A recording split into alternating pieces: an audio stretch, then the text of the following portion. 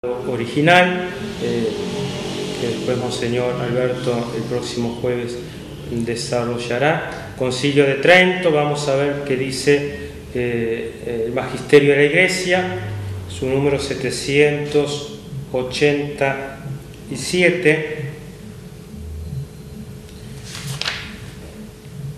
para que nuestra fe católica, no es el lenguaje del Magisterio, un poco hay que explicarlo también, para que nuestra fe católica, sin la cual es imposible agradar a Dios, limpiado los errores, permanezca íntegra e incorrupta en su sinceridad, y el pueblo cristiano no sea llevado de acá para allá por todo viento de doctrina, como quiera que aquella antigua serpiente, enemiga perpetua del género humano, entre los muchísimos males con que en estos tiempos nuestros es perturbada la Iglesia de Dios, también sobre el pecado original y su remedio suscitó no solo nuevas, sino hasta viejas disensiones. El Sacrosanto, Ecuménico y Universal Concilio de Trento, legítimamente reunido en el Espíritu Santo bajo la presidencia de los mismos tres legados de la sede apostólica, queriendo ya venir a llamar nuevamente a los errantes y confirmar a los vacilantes, siguiendo los testimonios de las Sagradas Escrituras de los santos padres y de los más probados concilios, y el juicio y sentir de la misma Iglesia, establece, confiesa y declara lo que sigue sobre el mismo pecado original. Primero, si alguno no confiesa que el primer hombre, Adán, al transgredir el mandamiento de Dios en el paraíso, perdió inmediatamente la santidad y justicia en que había sido constituidos, e incurrió por la ofensa de esta prevaricación en la ira y la indignación de Dios, y por tanto en la muerte con que Dios antes le había amenazado, y con la muerte en el cautiverio bajo el poder de aquel que tiene el imperio de la muerte, es decir, del diablo, y que toda la persona de Adán, por aquella ofensa de prevaricación, fue mudada en peor, según el cuerpo y el alma, sea anatema. Esto justamente para enfatizar lo que venimos diciendo, que Adán y Eva fueron constituidos en un estado de santidad y de justicia original. Y esta gracia de la santidad original era una participación en la vida divina. El texto Lumen Gentium, primera constitución del concilio, significa luz de la gente. En el número 2 dice lo siguiente: el Padre Eterno creó el mundo universo por un libérrimo y misterioso designio de su sabiduría y de su bondad.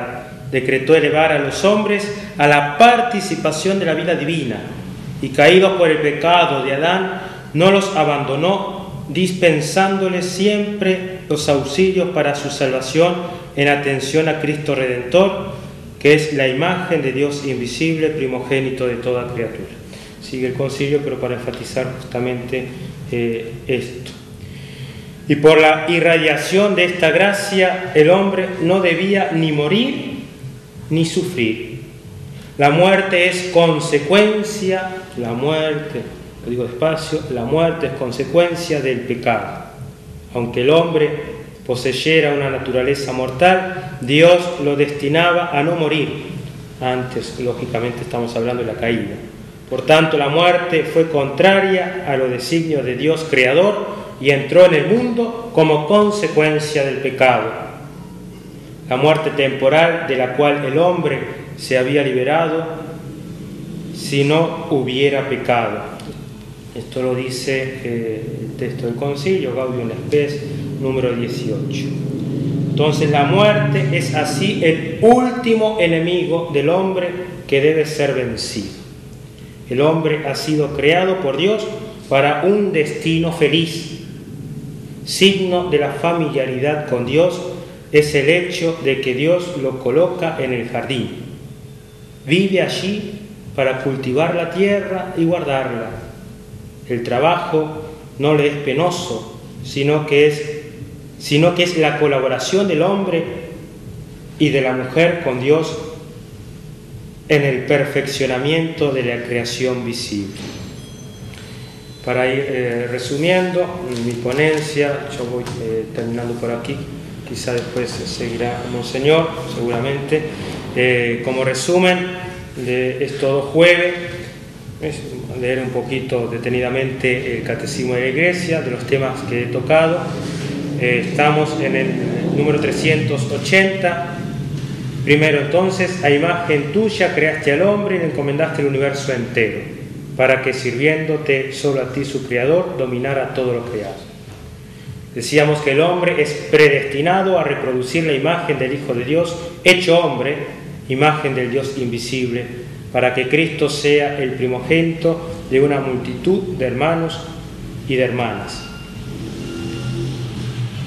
El hombre es una unidad de cuerpo y alma.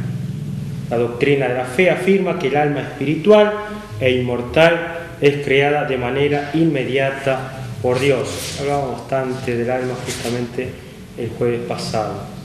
Dios no creó al hombre solo, en efecto, desde el principio los creó hombre y mujer. Esta asociación constituye la primera forma de comunión entre personas. Y sobre el tema del hombre en el paraíso, la revelación nos da a conocer el estado de santidad y de justicia originales del hombre y la mujer antes del pecado. De su amistad con Dios nacía la felicidad de su existencia en el paraíso. Bueno, por aquí termina mi ponencia. Espero que les haya ayudado la reflexión sobre el tema del hombre. Y ahora sigue Monseñor. Buenas noches. Tuvimos 2 presiones prácticas. Bueno, hoy tuvimos esa dificultad proveniente de un equipo. Eso cada uno manejamos con nuestra relativa sabiduría estos aparatos, que queda abierto un micrófono y volví a entrar. Una segunda cosa muy distinta con respecto a los catecismos, todo el propósito fue que pudiera haber catecismos de la Iglesia Católica para todos los que pidieran desde el principio. El no lograrlo fue por 2 motivos. Uno, cuando se preguntaba una y otra vez si tenían catecismos, en general contestaban los referentes, sí, tenemos. Después resulta que una cantidad tenían ellos, pero no tenían todos. Entonces, claro, no se consiguieron. Y ahora hay mucha dificultad, ¿saben por qué? Porque a las restricciones que hace la Argentina a las exportaciones uruguayas, la aduana uruguaya pone una cantidad de trabas. Y entonces están pedidos hace meses y no entran. Son cosas que no se dicen en público, pero están trabas. Estamos con 2 librerías, una por importación por la Argentina y otra de Colombia, y parecería que va a llegar la colombiana, que fue la última, antes. Esperamos que la semana que viene tenerlo, y bueno, para los que lo habían pedido. Una lástima porque realmente él estaba pensado con el texto en la mano y todos no lo tienen, ¿no? Por supuesto, se puede buscar en internet, es algo que está entero, el catecismo entra en Vatican.b y se encuentran todos los documentos, pero ya digo, la dificultad ha sido esa, no es que están trabados en la aduana. Bueno, yo voy a tratar de hacer, como siempre, algunas ideas que vienen para seguir, digamos, peloteando lo que fue bien presentado. Uno es alguna consideración sobre los textos bíblicos, que son comúnmente citados, sobre todo el Génesis, que tiene su dificultad y a veces respuestas más o menos hábiles, ¿no? En primer lugar, tenemos 2 relatos, los de la creación, como sabemos, hemos dicho otras veces, el de 7 días, que es un orden, que por supuesto no tiene por qué ser días, es un ordenamiento de la totalidad de la creación a la luz de la semana sagrada que culmina en el sábado judío, ¿no? Así que como la semana es una totalidad, es según ellos mostrar el universo como lo conocían. Lo que importa es que todo lo que existe entra como una gran liturgia que culmina en la participación del sábado, es un texto de lo que se llama de tradición sacerdotal. Y el segundo texto, en cambio, es más plástico, así que es más popular. Entonces usa el plasmar con las manos, el modelar, etc., ¿no? Que es el que usa la terminología de Adán y Eva. y ha sido a veces dificultad tanto en la catequesis como en la comprensión, lo mismo que después el relato del pecado original, Adán y Eva modelados, y él saca la costilla y todo ese relato, te digo, tan popular, y luego el del pecado, y que habla del jardín del Edén y que habla del pecado original, a partir de 2:4, si yo no me equivoco, este segundo relato. Y digo, es de otra tradición, con otro lenguaje.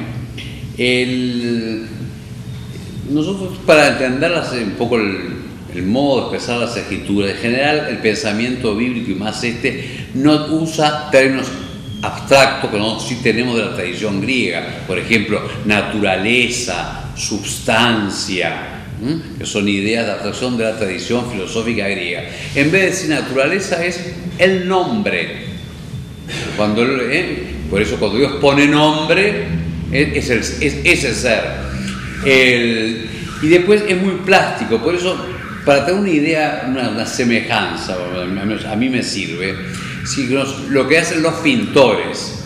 El pintor, si quiere describir algo, tiene que poner formas, no tiene otra manera. Así que tiene que hacerlo con un determinado. Por ejemplo, yo puedo decir que el pecado es un desorden moral que va contra la obediencia a la ley de Dios, que va contra unos principios. Eso es abstracto y está bien, dice verdad. Si yo quiero describirlo en pintura, tendré que poner una cosa horrible, como sea, para mostrar lo que es el pecado, porque no son ideas. Entonces, ¿qué hacen? Y bueno, si bien los grandes pintores, por ejemplo, como Bruegel, que aparecen pinchando y arrancándole la piel, o sea, porque ¿cómo se describe que es espanto? Afeando el rostro. Entonces, digo, es el lenguaje pictórico. La escritura, aunque sea con palabras, en general usa un lenguaje simbólico, un lenguaje gráfico. ¿Me explico? Creo que sí quiero comer. O sea, que no va a decir ideas. Por ejemplo, entonces, para mostrar, Adán y Eva ni niega ni que sean personajes históricos, no interesa, no entra en su alma. Eso que se arregla en la ciencia para explicar dónde llegó el primer hombre y si lo pueden encontrar, y si es el de Neandertal o es el de otro lado. Lo que sí describe primero la palabra Adán significa hombre en hebreo, lo cual muestra que ya es un hombre simbólico, porque quiere expresar lo que diríamos la naturaleza humana. Y Eva, que traduce como madre de los creyentes, como la maternidad humana. ¿Qué quiere expresar por ejemplo, con Adán y Eva? El origen común de toda la humanidad, de lo cual se desprende la igual dignidad de todas las razas y de todos los hombres. Entonces hacemos ya ética y moral. Ellos lo expresan con el que sea un origen único, la vocación común, la naturaleza común. Somos igualmente hombres, vengan después que sea negro, blanco, alto, flaco, y como hemos visto hoy, voy a retomar un poquitito, el valor de la corporeidad de este ser humano y su distinción de los demás seres animados. Eso, que ya digo que un pintor griego quizás lo haría con la belleza, si tuviera que pintar la belleza del cuerpo, o el gesto, el autor sagrado lo hace en esos cuadros con relato, y uno es que amasa con sus manos al hombre. El segundo relato es el primero que crea al hombre. En el otro hay toda una graduación y culmina en el hombre, el primer relato, en el sexto día. El primero que modela, y después le va a ir presentando al hombre los demás seres, mostrando la superioridad del hombre. ¿Y el hombre qué es lo que hace? Les pone nombre, y eso es un dominio. Fíjese que toda la ciencia básicamente es poner nombres, porque es observar, y si hay algo distinto se le pone un nombre distinto, porque así como las cosas, si decimos bu a todo, no hay ciencia, hay que distinguir elementos, así que, pero digo, lo hace de un modo plástico, por decirlo así, un modo descriptivo, la unidad de origen, la unidad de dignidad, la universalidad de la raza humana, la vocación común, la naturaleza. Y también la igualdad de dignidad de varón y mujer. En el famoso relato de la costilla, lo que quiere es, lo que el lenguaje de origen griego, nosotros decimos, es de la misma naturaleza, ¿cómo lo hace? Mostrando que tiene el mismo origen, sale del mismo cuerpo. Lo único que quiere decir es eso, y no tiene otro sentido. Sale, en vez de hacer un discurso, hace una narración. Sale, el origen, la mujer tiene igual dignidad de origen que el varón, y que lo expresa después cuando dice, es cuerpo de mi cuerpo, carne de mi carne, y después una frase intraducible en español cuando dice, se llamará mujer porque salió del varón, y no entendemos qué significa eso, ¿no? Lo que pasa es que está en hebreo, varón es ish y mujer es isha. Es la misma palabra. Se llamará, algunas traducciones muy duras dicen, se llamará varona porque procede del varón. Y como el nombre en hebreo no es como para nosotros nada más que un nombre, sino que es lo que es, tiene la misma naturaleza el varón y la mujer, que son distintos por su corporeidad, porque tienen el mismo nombre, solo que en masculino y en femenino. Así que todo eso va para mostrar la igualdad de dignidad. Conviene también hacer una pequeña observación de cómo las culturas en general, sobre todo las que rodeaban a Israel, trataban el hecho de la corporeidad y sobre todo de varón y mujer, de la sexualidad. Y hay como grandes esquemas.